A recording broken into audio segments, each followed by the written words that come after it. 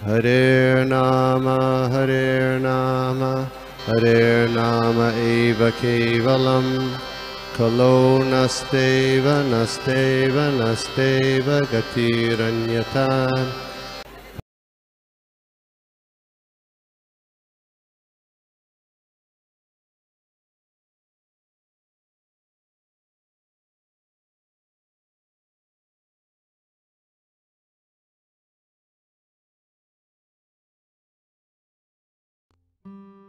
Hare Krishna.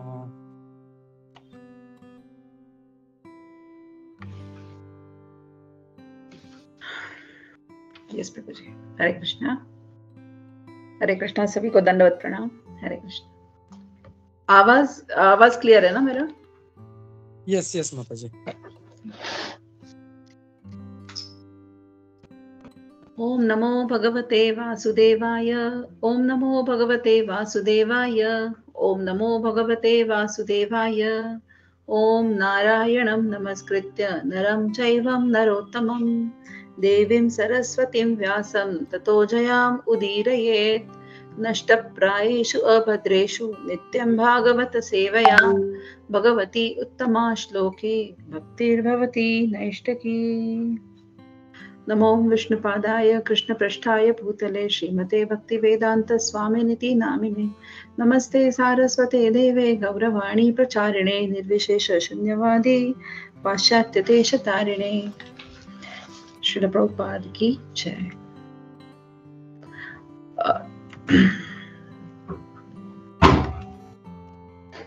सो आज का जो वर्स है वो 3rd कैंटो का 3रे अध्याय का 15वां श्लोक है।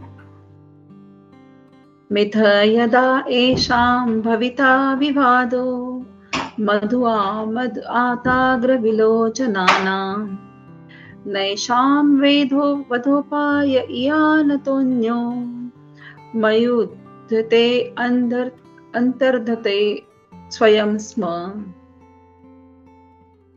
जब वे नशे में चूर होकर मधुपान के कारण तांबे जैसी लाल लाल आंखें किए परस्पर लड़ेंगे झगड़ेंगे, वे विलुप्त होंगे, अन्यथा यह संभव नहीं है। मेरे अंतर्धान होने पर यह घटना घटेगी। तो यहाँ पे ये चीजें बताई जा रही है यदु डायनेस्टी के लिए। कृष्ण यहाँ पे बता रहे हैं, भगवान हमें बता रहे हैं कि यदु डायनेस्टी जो है वो नशे में चूर होकर मधुपान के कारण तांबे जैसी लाल लाल आंखें किए परस्पर लड़ेंगे झगड़ेंगे, तभी वे विलुप्त होंगे, अन्यथा यह संभव नहीं है। मतलब हमें यहाँ पे बता रहे हैं कि जो यदु डायनेस्टी वो इतनी पावरफुल है कि कोई और उन्हें हरा नहीं सकता या फिर उनको डिस्ट्रॉय नहीं कर सकता। वो क्या होगा उसके लिए, वो अपने आपस में ही झगड़ेंगे और उनका नाश हो जाएगा। और ये सब कब होगा? तो मेरे अंतर्धान होने पर ये घटना घटेगी। मतलब जब कृष्ण स्वतः खुद अपना पास टाइम खत्म करके लौटेंगे वापस, उसके बाद ये घटना घटेगी, ऐसे इस वर्स में बताया है। तो अभी हम देख रहे हैं कि 3रे स्कंद के जो अध्याय में हम देख रहे हैं, तो यहाँ पे हर एक श्लोक में एक एक डिसअपियरेंस, मतलब एक एक घटना बताई है यहाँ पे। तो इसमें से हमें क्या समझ आ रहा है कि यदु जो है वो अपने आपस में ही लड़ेंगे और अपना उनका विनाश हो जाएगा। तो जो है कि यहाँ पे कृष्ण जो है एक एक श्लोक में, यहाँ पे हमें जो पता चल रहा है भागवतम के इसमें कि एक एक श्लोक में एक एक लीला बताई है। ये कहाँ कब की लीला है कि मथुरा वृंदावन के बाहर की लीलाओं के बारे में ये पूरा चैप्टर है। तो उद्धव जी जो है वृंदावन के बाहर जो जो लीलाएं कृष्ण ने करी है, भगवान श्री कृष्ण ने, उनको स्मरण कर रहे हैं। तो उसमें से ही ये है एक लीला है कि यदु का नाश कैसे होगा। तो हम इसका परपट देखते हैं। तात्पर्य मैं श्रील प्रभुपाद की जय। भगवान तथा उनके संगी भगवान की इच्छा से प्रकट तथा अप्रकट होते हैं। उन पर भौतिक प्रकृति के नियम लागू नहीं होते। भगवान के परिवार का वध कर सकने में कोई भी समर्थ न था, न ही प्रकृति के नियमों द्वारा उनकी स्वाभाविक मृत्यु की संभावना थी। इसीलिए उनके विलोप का एकमात्र साधन था कि वे परस्पर छद्म युद्ध करे, मानो मदिरा पीकर वे उन्मत्त हो रहे हो। यह तथाकथित युद्ध भी भगवान की इच्छा से ही हो सकता था, अन्यथा उन सबके लड़ने का कोई कारण नहीं था।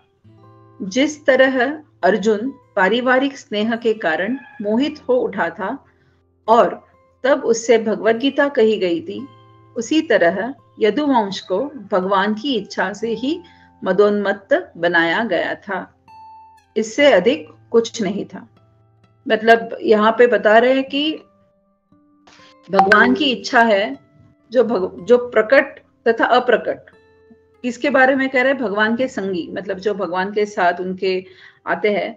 तो मतलब जब भगवान अवतार लेते हैं तो उनके साथ उनके पार्षद भी आते हैं, तो उनके जो संगी है उनकी जो इच्छा वो भगवान की ही इच्छा से प्रकट या फिर अप्रकट होते हैं।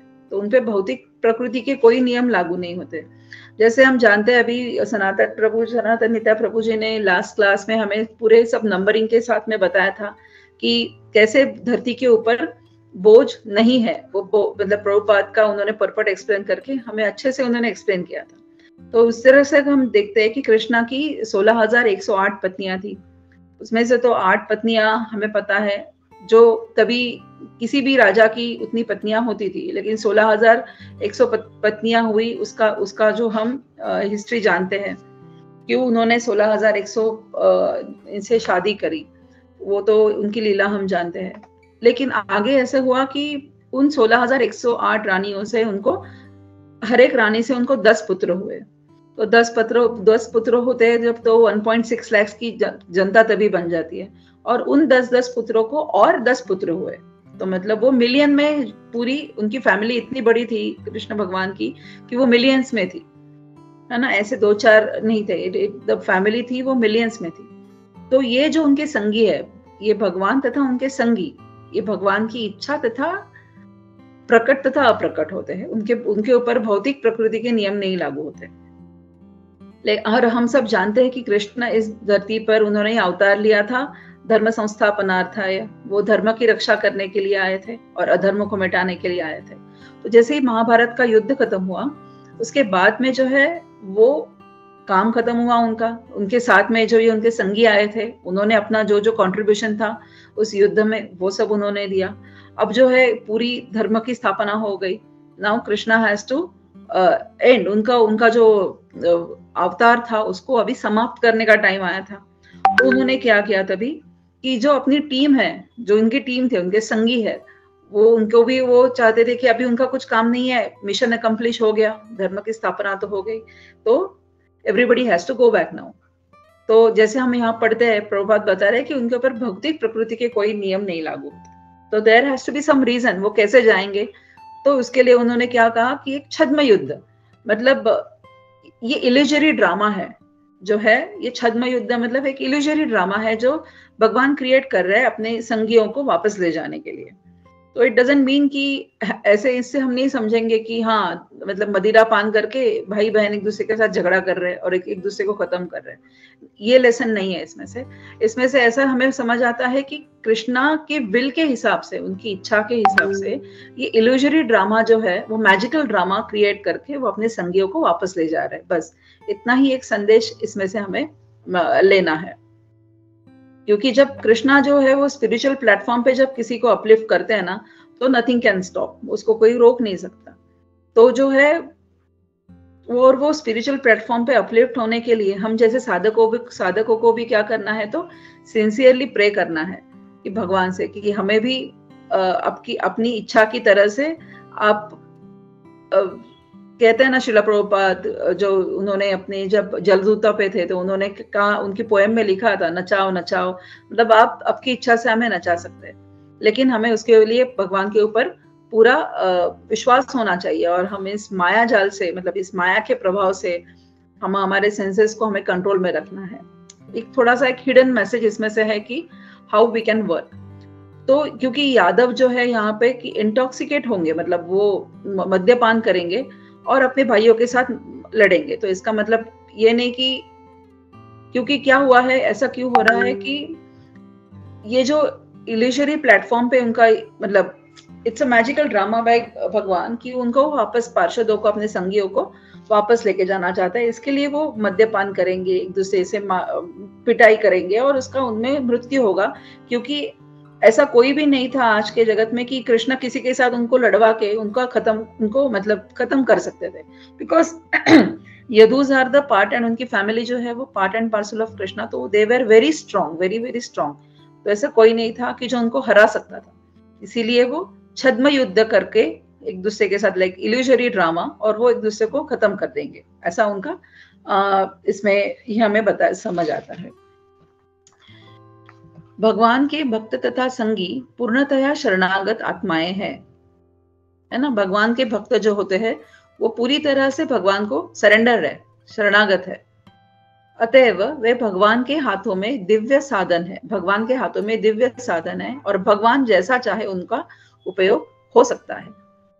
मतलब वो भगवान, हम इसीलिए अभी जो मैंने कहा कि सिंसियरली हम ऐसा प्रे करें भगवान से कि हम भी भगवान के हाथों का ऐसा साधन बने कि हम मतलब प्रीचिंग अच्छी तरह से हम कर पाए। हम जो श्रील प्रभुपाद ने हमें दिया है 4 जो रेगुलेटरी प्रिंसिपल्स फॉलो करने हैं, हमारी साधना अच्छे से करनी है, और हम भी ऐसा एक साधन बन जाए कि हम भगवान के नामों का प्रचार कर सके। तो अतएव वे भगवान के हाथों में दिव्य साधन है और भगवान जैसा चाहे उनका उपयोग हो सकता है। शुद्ध भक्त भी भगवान की ऐसी लीलाओं का आनंद लेते हैं, क्योंकि वे भगवान को प्रसन्न देखना चाहते हैं। भगवान के भक्त कभी भी स्वतंत्र व्यक्तित्व पर बल नहीं देते, उल्टे वे अपने वैयक्तिकता का उपयोग भगवान की इच्छाओं को पूरा करने में करते हैं। भगवान के साथ भक्तों का यह सहयोग भगवान की लीलाओं को पूर्णता प्रदान करता है। जो अभी यहाँ पे लास्ट पैराग्राफ में श्रील प्रभुपाद लिख रहे हैं कि भगवान के भक्त जो है वो कभी भी स्वतंत्र व्यक्तित्व पर बल नहीं रहते, मतलब वो अपनी आइडेंटिटी, इंडिविजुअलिटी, खुद को एक शरीर नहीं मानते, एक आत्मा मानते हैं, जबकि वो उन्हें पता है कि आत्मा जो है, जीवात्मा जो है, it's a part and parcel of supreme personality of God. तो इसीलिए वो अपने व्यक्तित्व पर बल नहीं देते, उल्टा वो अपनी वैयक्तिकता का उपयोग भगवान की इच्छाओं को पूरा करने में करते हैं। जैसे हम पढ़ते हैं भगवत गीता में भी कि हम जो है ऋषिकेश है ऋषिकेन, मतलब हम जो है भगवान जो है वो पूरे हमारे सेंसेस के ऋषिकेश है ना। तो हमें जो है वो अपनी जो सेंसेस है उसको माया की तरफ न लगा के हमें उसके भगवान की सेवा में लगाना चाहिए, और तभी जो है इसी तरह हम जो है अपनी वैयक्तिकता का उपयोग भगवान की इच्छाओं को पूरा करने में लगा सकते हैं। तो भगवान के साथ भक्तों का यह सहयोग भगवान की लीलाओं को पूर्णता प्रदान करता है। मतलब भगवान ने कितनी सारी लीलाएं करी वृंदावन के अंदर और वृंदावन के बाहर भी, लेकिन उनके साथ अकेले वो तो लीला नहीं कर पाते थे, और उनकी जो लीला अकेले अगर वो करते तो पूर्ण भी नहीं हो पाती। तो जैसे ड्रामा में अदर कैरेक्टर्स, हीरो के साथ में अदर कैरेक्टर्स भी होना जरूरी, विलन भी जरूरी है, या फिर उसके दोस्त होने जरूरी है ना, सखा होने जरूरी है, उनके माता पिता।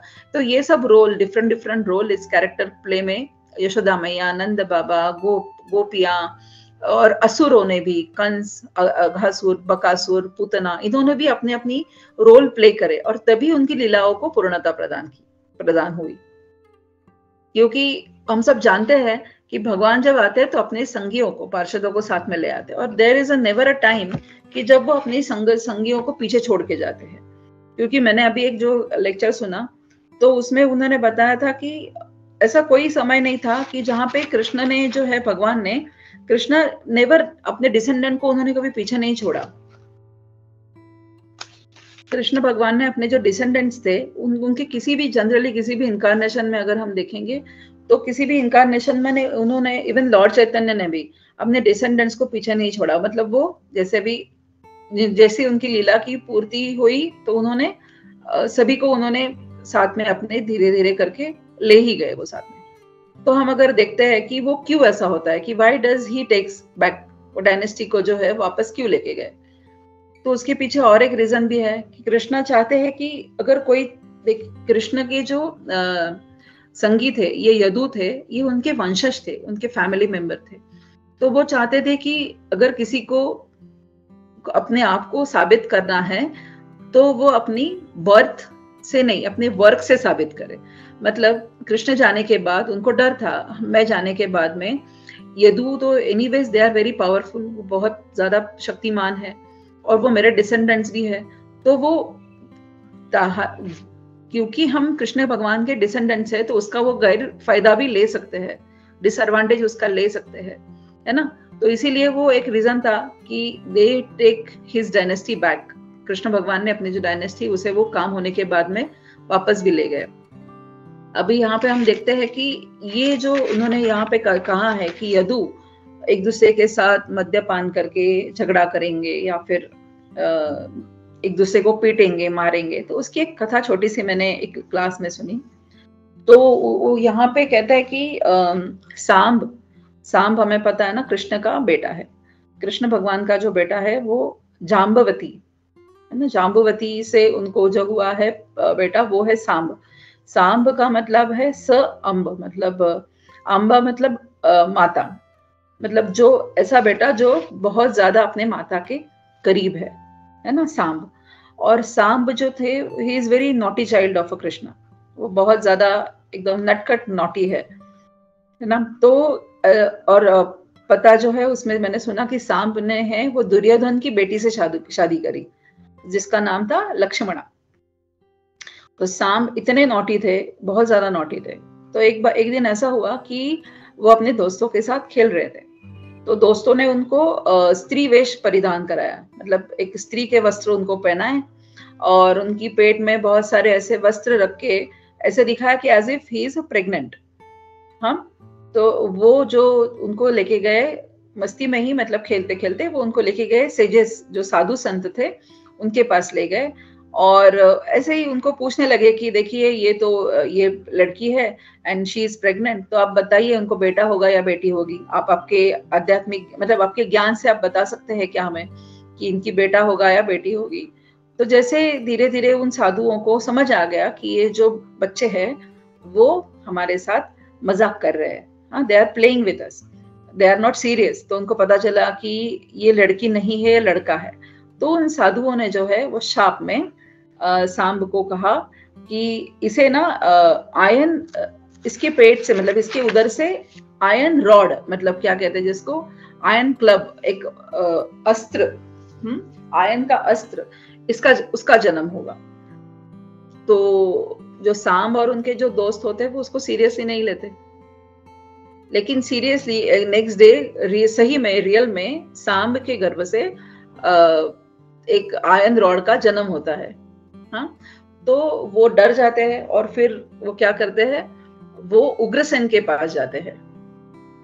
और वो जो साधु संत होते हैं वो कहते भी है कि ये जो आयन रॉड है, मतलब जो उनके ये जो घटना घटेगी, ये यदु डायनेस्टी के डिस्ट्रक्शन का कारण बनेगी, ऐसे वो उनको कहते हैं, है ना। तो वो बच्चे और सांब डर जाते हैं और सही में अगले दिन उनके उधर से एक आयन रॉड जो है उसका जन्म होता है, मतलब इट कम्स आउट। तो वो डर के जो है उग्रसेन के पास जाते हैं और उग्रसेन को सब कहानी कहते हैं कि ऐसे हुआ और फिर साधुओं को हमने परेशान किया, इसलिए उन्होंने हमको श्राप में ऐसे जो श्राप दिया उससे, और वो तो सही में हो गया कि एक आयन रॉड मेरे उधर से जन्म लिया है और वो जो है वो यदुओं के डायनेस्टी का डिस्ट्रक्शन का कारण भी बनेगा।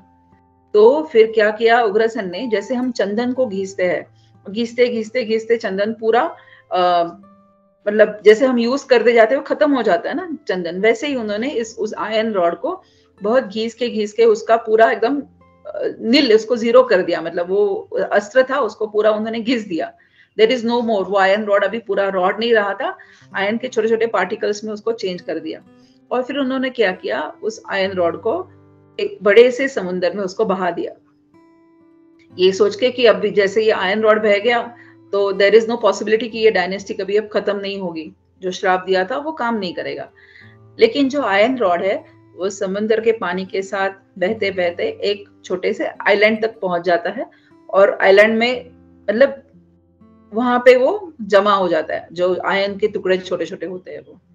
And in few days that ion rod के जो छोटे टुकड़े थे, सॉरी आयन के छोटे टुकड़े थे, वो बाम्बू का जैसे रॉड होता है ना उसमें वो चेंज हो जाते हैं, that rod gets that iron particles get converted into rod, वो rod में convert हो जाते हैं। तो ऐसे कहते हैं आगे कि ये जो यदु डायनेस्टी के यदुज है वो एक दिन उसी आइलैंड पे पिकनिक के लिए जाते हैं।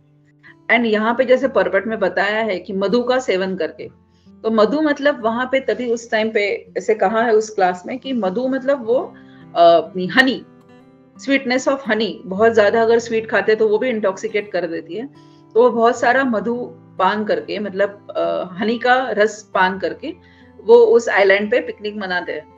तो उस पिकनिक में उनका जो उनमें से कुछ है उनका झगड़ा होने लगता है, एंड जो वो आयन जो पार्टिकल्स रॉड में कन्वर्ट हुए होते हैं उसको उठा के वो एक दूसरे को मारते हैं। And in that fight that dynasty get over.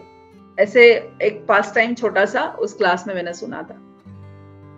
तो जो है इस तरह से वो जो पर्पट में अभी हमने पढ़ा कि मधु का सेवन करके और एक दूसरे को वो खत्म करेंगे, मतलब दिस इज ऑल नोस की ये सब चीजों से हमें पता, ये कृष्णा की एक अरेंजमेंट है, उन्हीं की अरेंजमेंट है। जैसे वो चाहते हैं वैसे ही अपने भक्तों के साथ में, अपने संगियों के साथ में वही होता है। तो this is what I heard about the Yadu dynasty का खत्म कैसे हुआ, वो मतलब हाउ दे गॉट एंडेड, उसके बारे में मैंने ये सुना था। तो कृष्ण जो है वो है अद्भुत कर्मणा, मतलब एक अद्भुत लीला है, ये सब लीलाएं उनकी है और वो बहुत अद्भुत है। अगर हम ये अद्भुत कर्मणा का अगर उनका जो है वो फीचर अगर जानना चाहते हैं कि वो क्यों ऐसा करते हैं, क्यों ऐसा होता है, कि वाई कृष्णा डज, क्यों ऐसे हो सकता है सब कुछ, तो क्यों उन्होंने यदुओं के साथ में ये ऐसे किया, कि उसका एक ही रीजन है कि वो अपने डिसेंडेंट्स को पीछे नहीं छोड़ना चाहते। He doesn't want कि वो अपने जो पार्षद है या अपने संगी है उनको पीछे छोड़े। और that's why ये सब ऐसे घटना घटते आई और end of the day Yadu जो डायनेस्टी है, जो कोई आम व्यक्ति इसको युद्ध में और किसी जगह से खत्म नहीं कर सकता था, लेकिन ऐसे छोटी सी घटना में उन्होंने एक दूसरे को ही मार के अपने उन्होंने खत्म कर दिया। So मतलब that way the Yadu dynasty comes to an end। तो ये जो था वो इस क्लास के बारे में मैंने जो आज इस लेक्चर में के बारे में मैंने जो देखा सुना, लेकिन इसमें से एक हिडन मैसेज ऐसा भी है कि हमें जैसे कृष्ण एक अद्भुत कोई भी रचना रच सकते हैं, है ना। जैसे उन्होंने मोहिनी का रूप धारण किया जब समुद्र मंथन के टाइम पे, या फिर उन्होंने ऐसे बहुत सारे काम किए हैं कि जिससे अद्भुत काम हमें उनके समझ आते हैं। जैसे पूतना वध है, पूतना वध में तो वो 3 साल के ही बालक, 3 महीने के बालक है, लेकिन इतनी बड़ी राक्षसी का उन्होंने वध किया। उसके लिए तो उन्हें किसी भी हेल्प की जरूरत नहीं थी, वो अकेले ही कर सकते थे, बट स्टिल उन्होंने अपने पार्षदों के साथ में, संगियों के साथ में एक पूरा मैजिकल क्या कह सकते हैं जिसको, परफॉर्मेंस क्रिएट किया जैसे। और वो छोटी उनकी लीलाएं जो थी वो वृंदावन के अंदर भी उनकी दिखाई देती है, और जैसे वृंदावन के बाहर भी जब वो निकले तभी भी उन्होंने ये लीलाएं की। और जैसे वो हम जानते हैं कि धर्म संस्थापना था, उन्होंने धर्म का स्थापना करने के लिए ये अवतार लिया, और जैसे ही उनका काम पूरा हुआ धर्म स्थापना करने का, महाभारत का युद्ध खत्म हुआ, देन वो अपने पार्षदों, वो खुद भी चले गए। जैसे अभी कहते हैं कि दिस गांधारी है ना, सीरियल में हमने देखा था कि गांधारी ने उनको श्राप दिया क्योंकि उन्होंने कौरव मतलब उनके 100 पुत्र मारे गए, इसलिए उनको गांधारी ने श्राप दिया था। बट भगवान कभी किसी के श्राप या फिर किसी के आशीर्वाद इसके मोहताज नहीं होते, है ना, तभी वो भगवान है। गॉड इज नेवर, उनके श्राप की वजह से ये हुआ। Again this is all the magical drama. हम समझ सकते हैं कि ये सब उन्हीं की सोच थी कृष्ण भगवान की, क्योंकि हम बहुत सारे छोटी बातें जो महाभारत की हम देखते हैं कि कर्ण को पहले से नहीं पता था कि वो पांडु पुत्र मतलब कुंती के पुत्र है, लेकिन उनको जब टाइम आया तभी ही कृष्ण ने बताया कि वो पांडु के पुत्र है। मतलब that way he does everything, जैसे उनका प्लान था सब कुछ। You can see that everything was plan. तो इसी एक प्लान में से ये भी एक उनका प्लान ही था कि जैसे ही मेरा पास टाइम अवतार जो काम है यहाँ पे खत्म हो जाएगा, मेरा मिशन कंप्लीट हो जाएगा, देन फिर मेरे जो डायनेस्टी है, जो मेरे साथ में मेरे जो फैमिली है, उनको रह के पीछे क्या करना है। एंड अननेसेसरी वो प्राउड फील करेंगे कि हम कृष्ण के पुत्र हैं, और उससे ताकतवर होने की वजह से दे कैन डू समथिंग अगर, तो इसीलिए इट्स बेटर कि जैसे मैं यहाँ से जा रहा हूँ मेरा काम होने के बाद में, वैसे ही जो मेरे साथ में मेरे संगी है, मेरे पार्षद है, वो भी मेरे साथ निकल आए, चले आए, और जब भी next time whenever I need them I can come again with them. तो ये सब चीजें इस श्लोक से हमें पता चलती है कि कृष्णा इज द, हम कहते हैं ना, ही इज द, हम कृष्ण को चीट नहीं कर सकते, he is the biggest cheater. हमारे मन में जो चलता है वो अच्छी तरह से वो जानते हैं। द सेम वे ये यदु डायनेस्टी के बारे में इस वर्ष में हमें पता चलता है। Hare Krishna, thank you so much. अगर किसी का कुछ रियलाइजेशन है तो शेयर कर सकते हैं। हरे कृष्ण।